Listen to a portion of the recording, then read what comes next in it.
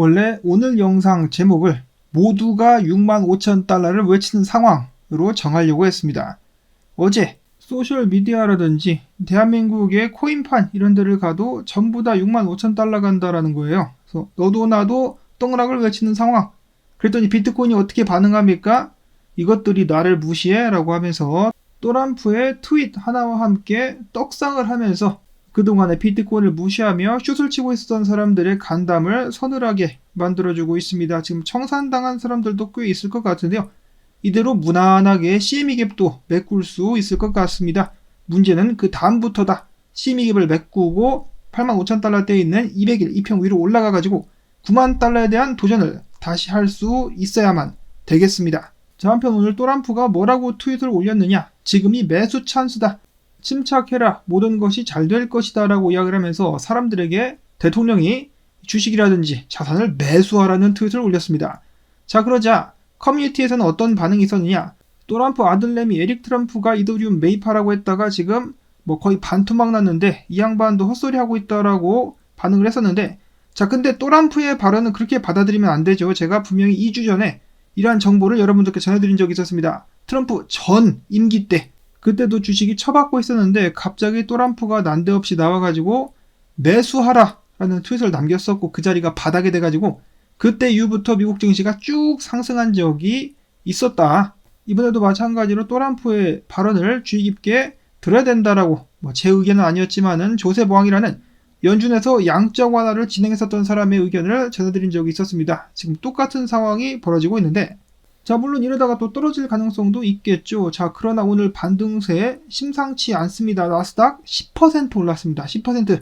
다우 6.8%, S&P 500 8% 상승 중. 달러 같은 경우는 약간의 반등과 함께 103.11포인트. 금 같은 경우도 이번 주에 반등하는지 봐야 된다라고 말씀드렸는데 반등을 해주고 있으며, 비트코인은 82,351달러, CME 갭이 84,000달러대 위치를 하고 있기 때문에 여기서 조금만 더 올라와주면은 CME 갭을 메꿀 수 있겠고, 이더리움 1,642달러로서 비트보다 더 많이 일단 반등을 보여주고 있습니다. 미화도 다시 한번 이더리움 이번에야말로 상승할 수 있을 것인가? 자, 한편 미국과 중국 간의 갈등 골이 더욱더 깊어지고 있습니다. 중국이 미국 관세에 맞불, 모든 미국산에 추가 관세 84%까지 부여를 하겠다라고 밝혔습니다. 그러면서 국채도 내다 팔고 있다라고 하는데요. 그 때문인지 모르겠지만은 어제 미국 국채 시장이 요동을 치기도 했었죠. 자, 한편 미국의 재무장관 스캇 베센트 같은 경우는 중국을 완전히 아근자근 밟아놓기 위해서 중국 기업마저도 미국 증시에서 퇴출시킬 수 있다라고 이야기를 한데 이어가지고 동맹국과 무역 합의 후 중국에 집단적 대응을 할 것, 중국을 다구리를 쳐버리겠다라고 경고를 했습니다. 다만 한 가지 걸리는 점이 있다라면은 최근에 미국과 동맹국 간의 관계가 그닥 그렇게 튼튼하지는 않다라는 것인데요. 그럼에도 불구하고 이렇게 경고를 합니다. 유럽연합이 중국 쪽으로 기우는 그런 움직임을 보이고 있는데 니들 그러다 뒤진다. 특히 스페인에서 나타나는 친중 경향, 자살 행위와 다름없다라고 이야기를 하면서 친중 성향을 보이고 있는 국가들에게 경고를 날렸습니다. 중국은 최악의 무역 파괴자다. 뿐만 아니라 아시아 같은 경우 중국이 굉장히 많은 형태로 침략을 감행하곤 하죠. 한국 같은 경우도 지금 계속해서 군사시설을 중국인들이 촬영을 해가지고 논란이 일고 있습니다. 자, 만약에 또람프가 정말로 중국을 개패가지고 패퇴를 시킬 수 있다. 그러면은 저에게 있어서 또람프 같은 경우는 정말 역사상 최고의 대통령 중에 한 명이 될 수 있지 않을까. 툭하면 중국 경제가 한국에도 큰 영향을 끼친다라고 하면서 중국 편을 드는 사람들이 있는데요. 지금 한국 땅에서 얼마나 많은 중국인들에 의해서 한국인들이 범죄의 희생양이 되고 있는지, 칼 맞는 사람들도 굉장히 많고 사기 사건은 물론이며 기술이란 기술은 다 빼가고 이제는 김치도 자기 거라고 우기고 있는데 거기다 한국 와서 불지르는 유학생들까지, 이 중국 망해야 되지 않겠습니까? 자, 물론 중국에도 좋은 사람들이 있겠죠. 근데 정부가 저 지랄을 해가지고는 안 될 것 같습니다. 자, 한편 중국 같은 경우는 관세 관련 부양책을 논의한다라고 밝혔습니다. 돈을 좀 더 풀지 않겠느냐.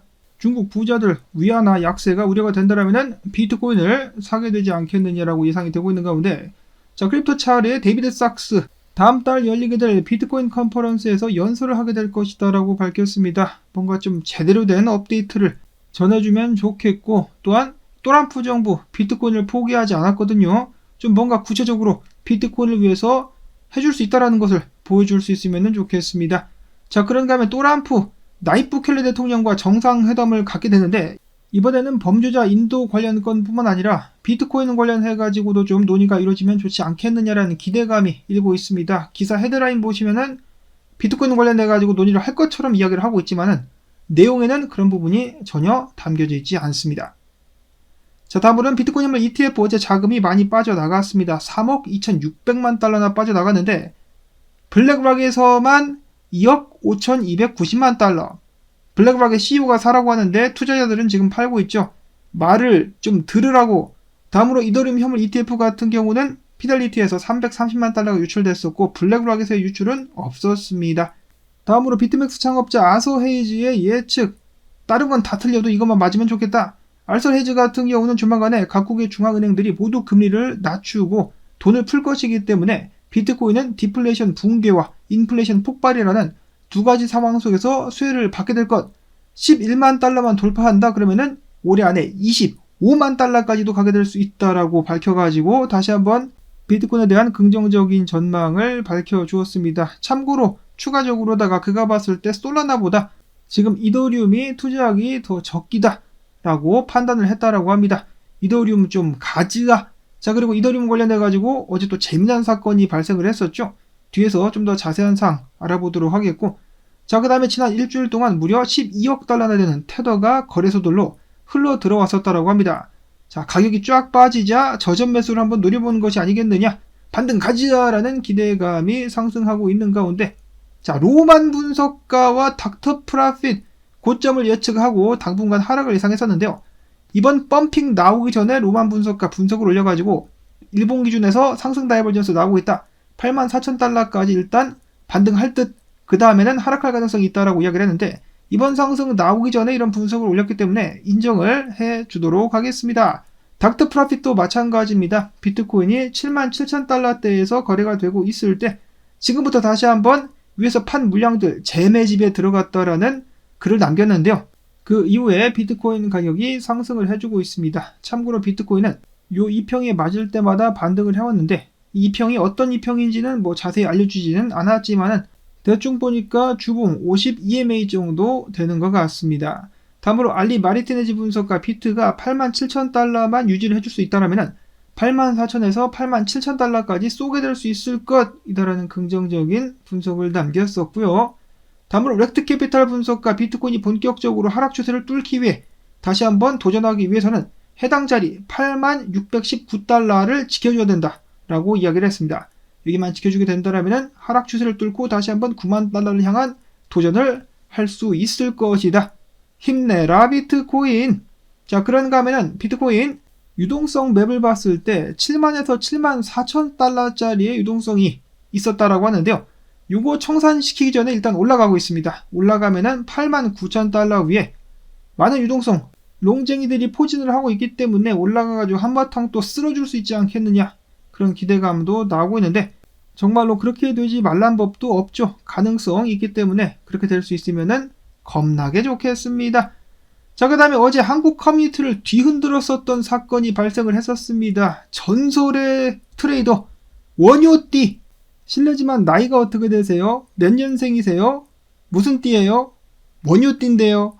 네, 갑자기 그 원효띠가 나타나가지고 비트코인 호가창에 460억 원대 매수벽, 그리고 이더리움 같은 경우는 650억 원어치를 매수한 것으로 알려지면서 커뮤니티 멤버들을 뒤흔들었습니다. 근데 진짜 대단한 것이 이렇게 매수하고 나니까 오늘부터 반등을 시작했다. 역시 원효띠는 원효띠라는 것인가. 반면에 트럼프 일가의 월드 리버티 파이낸셜 최근에 이더리움을 손절친 것이 아니냐라는 의혹을 받았었다라고 하는데요. 그들의 지갑에서 이더리움 5,471개가 빠져나갔다 매도한 거였으면은 무려 1억 2,500만 달러어치 손해를 본 것이다라는 이야기들이 지금 돌고 있습니다. 이 자식들 이거 설마 사실이면은 완전 인간 지표죠. 어찌 그래요. 너가 아버지한테 물어보고 좀 매도를 해라. 다음으로는 바이낸스에서 어떤 코인을 상장할까 1위를 달리고 있다라는 UX링크가 올해 순수익만 2천에서 3천만 달러를 전망하고 있다라고 밝혔습니다. 야, 잘 나가고 있는데요. 새로운 코인 중에 기대주로 떠오르고 있습니다. 이어서는 에이다의 찰스 호스킨슨, 에이다, 칼다노와 비트코인 네트워크 통합이 목전에 왔다라고 하면서 직접 다음 달에 비트코인 컨퍼런스에서 라이브로다가 시연을 진행할 예정이다라고 밝혔습니다. 자, 과연 비트코인의 영향을 받아가지고 에이다도 큰 폭으로 상승할 수 있을 것인지. 자, 그 다음에는 지나가다가 나온 차트인데요. 패치 AI 코인이 저항을 뚫었다. 추가 상승 나올 수 있지 않겠느냐라는 분석이 있었는데 지금 거의 많은 코인들이 다 올라가고 있기 때문에 비트코인이 갑자기 자빠지지만 않으면은 무난하게 반등장이 이어질 것으로 기대를 해볼 수가 있겠습니다. 자, 이렇게 해가지고 정말 오래간만에 반등다운 반등이 나오면서 사람들로 하여금 한숨 돌릴 수 있게 해주고 있는데요. 중요한 것은 지금부터죠. 지금부터 계속해서 중요 위치까지 반등을 이어갈 수 있어야만 되겠습니다. 비트코인 가지야를 외쳐보면서 오늘 여러분들 부디 기분 좋은 하루 보내실 수 있기를 바랍니다. 부디 여러분들께 오늘 나온 정보들이 도움이 되셨다면 가지야라는 의미에서다가 광고 영상 재생 한 편만이라도 마지막까지 및 클릭 부탁을 드리면서 저는 다음에 새로운 소식 가지고 인사를 또 드리도록 하겠습니다. 안녕히 계십시오.